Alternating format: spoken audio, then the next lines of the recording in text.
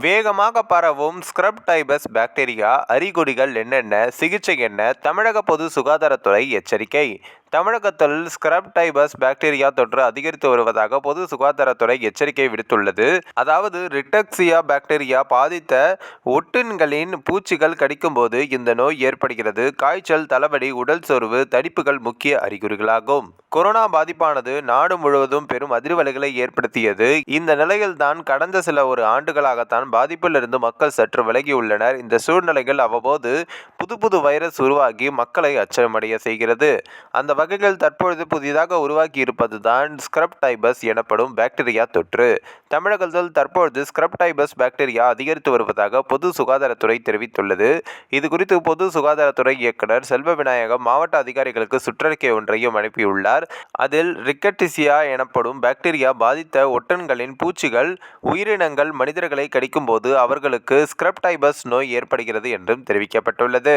இந்த பாதிப்பின் அறிகுறிகளாக காய்ச்சல், தலைவலி, உடல் சோர்வு மற்றும் தடிப்புகள் போன்றவை முக்கிய அறிகுறிகளாகவும் காணப்பட்டுள்ளது.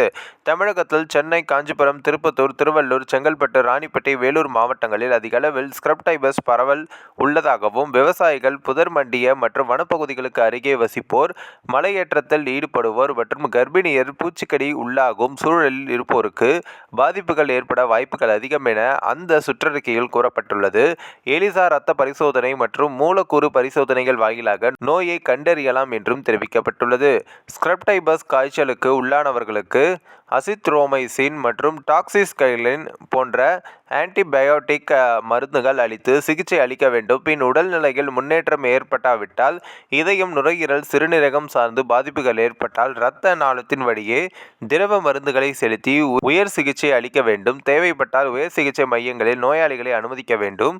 இந்த வழிகாட்டுதலின் கீழ் ஸ்க்ரப் டைபஸ் பாதிகளுக்கு சிகிச்சை அளிப்பதை மாவட்ட சுகாதாரத்துறை அதிகாரிகள் உறுதி செய்ய வேண்டும் என அந்த சுற்றறிக்கையில் கூறப்பட்டுள்ளது. இந்த ஒரு வீடியோ குறித்து உங்களுடைய கருத்துக்களை நீங்க மறக்காம கமெண்ட்ஸ்ல சொல்லுங்க. நம்ம ஏஷியாநெட் நியூஸ் தமிழையும் தொடர்ந்து ஃபாலோ பண்ணுங்க.